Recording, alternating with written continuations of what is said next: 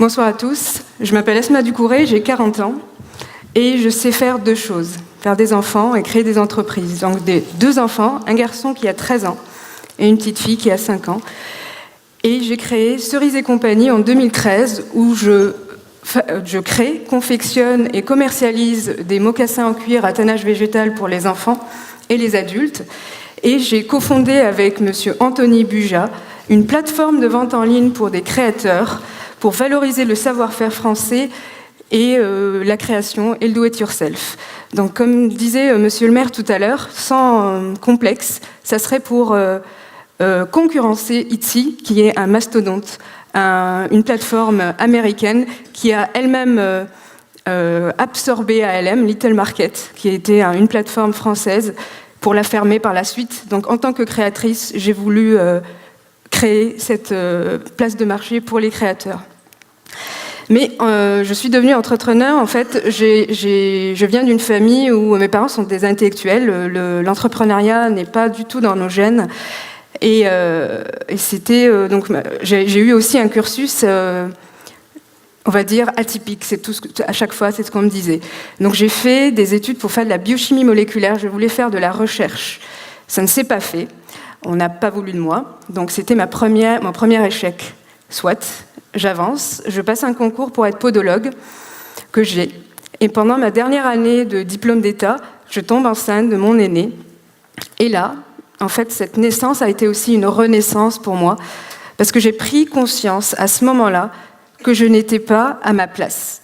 En fait, j'ai fait des études, mes parents, avec beaucoup de bienveillance, m'ont dit « fais des études pour être heureuse, marie-toi », c'est ce que j'ai fait. Et malgré tout ça, malgré tout le confort, je n'étais pas heureuse. Donc j'ai décidé de quitter cet enfermement en donc, prenant mon fils sous les bras, trouvant un travail alimentaire, et voilà, et tout mon élan m'emmenait vers quelque chose avec un grand point d'interrogation. Je ne savais pas où je devais aller, mais je savais qu'il fallait que je le fasse.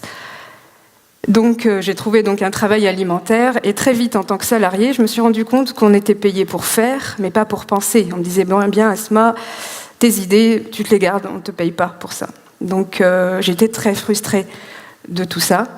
Donc j'ai décidé du coup de créer mon travail. On ne voulait pas de moi en tant que chercheur, on ne voulait pas de moi en tant que salariée, du moins mes idées. J'ai dit alors je vais utiliser tout ça pour créer mon entreprise. Par contre, pour créer son entreprise, voilà, il fallait que je travaille aussi sur moi, que j'apprenne à me connaître, de connaître mes forces, mes faiblesses et comment je dois travailler. Donc, à l'époque, il n'y avait pas de livre sur le développement personnel. J'ai dû me former. Donc, entre-temps, j'ai refait ma vie. Avec mon mari, on avait décidé de partir de région parisienne. On était à Vincennes. Mon mari est fonctionnaire, donc il a été muté à Brive. Et je suis venue donc à Brive. Au départ, c'était un petit peu difficile, je vous avoue. Je suis née à Alger, dans une grande ville. J'ai vécu à Montpellier, à Vincennes, Versailles. Et je suis arrivée, c'était difficile de trouver mon équilibre. Bon, bref, mais très vite, on s'est rendu compte qu'on avait une qualité de vie qu'on n'avait pas. J'avais du temps pour m'occuper de mon fils à l'époque. Je n'avais pas encore ma fille. Et ça n'avait pas de prix. Et je commençais à trouver ma place dans cette ville. Donc je me suis inscrite ici, à la Chambre de commerce de Brive. Donc j'ai fait les 5 jours. Et entre-temps, j'ai eu la chance d'être professeure de FLE, de français langue étrangère, où j'apprenais le français à des étrangers comme moi, qui venaient comme moi pour essayer de trouver leur place dans cette société où ils ont choisi de vivre. Donc je me sentais alignée, je me sentais en cohérence, voilà. J'avais un rôle et je me sentais utile. Et c'est ça qui me manquait. Et je reviens juste un petit peu en arrière. Quand j'attendais mon fils, cette remise en question, pourquoi ? Parce que je ne voulais pas en fait lui dire sois heureux, fais vie de tes rêves, si moi-même je ne les incarnais pas. Comment être cohérent, comment avoir cette congruence, comment transmettre à son enfant ce qu'on n'est pas. C'est un petit peu compliqué et il risquerait de ne pas me prendre au sérieux. Donc après cet échec, j'ai été professeure de FLE, ça s'est arrêté par manque de financement. Il n'y avait plus de financement pour cette formation qui fonctionnait très bien. Et là, pour moi, ça a été la goutte d'eau.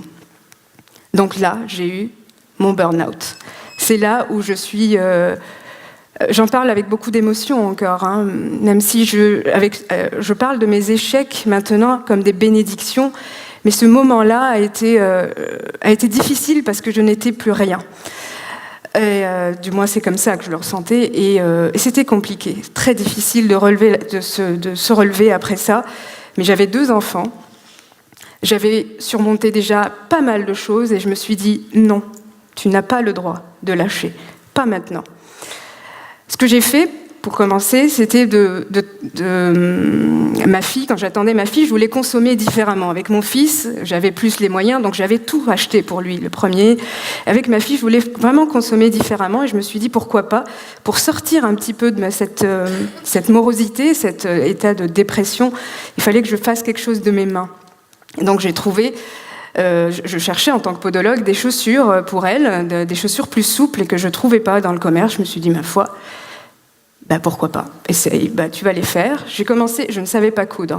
Pour l'anecdote, quand j'ai annoncé à mes parents que déjà j'étais en dépression et que j'allais fabriquer des chaussons, je vous laisse imaginer leur réaction.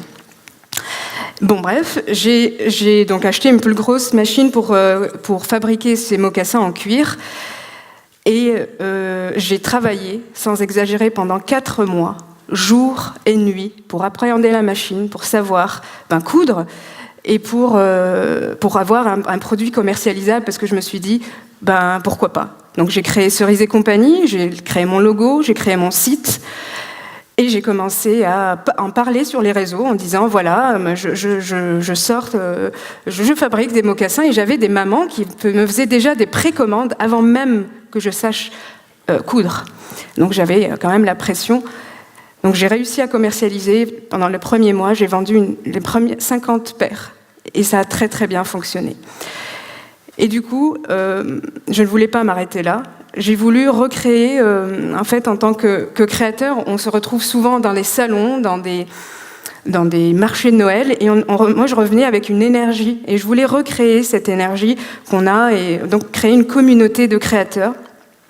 Et j'ai eu l'année dernière, au mois de juin, à l'annonce de la fermeture d'ALM, je contacte Anthony Buja, monsieur Anthony Buja, avec qui je m'associe, je lui dis, voilà, ALM ferme, je veux lancer ma marketplace, qu'est-ce que tu en penses? Il me dit, ok, je te suis, on lance. Et il fallait la faire vite, parce qu'il fallait que je propose cette marketplace aux créateurs.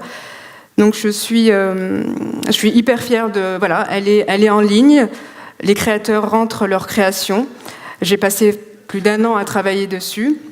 Elle n'a absolument rien à envier à la plateforme Etsy. Elle a toutes les fonctionnalités et plus.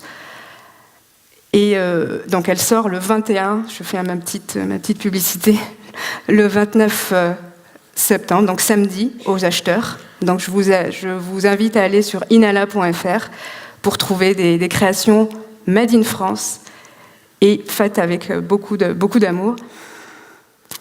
Pourquoi je vous raconte tout ça? Pour vous dire qu'on peut se relever d'un burn-out, qu'on peut transformer toute cette frustration, toutes ces colères, toutes ces injustices en une force, en une énergie positive pour suivre son élan de vie. Donc croyez en vous, surtout quand personne ne croit en vous. Merci.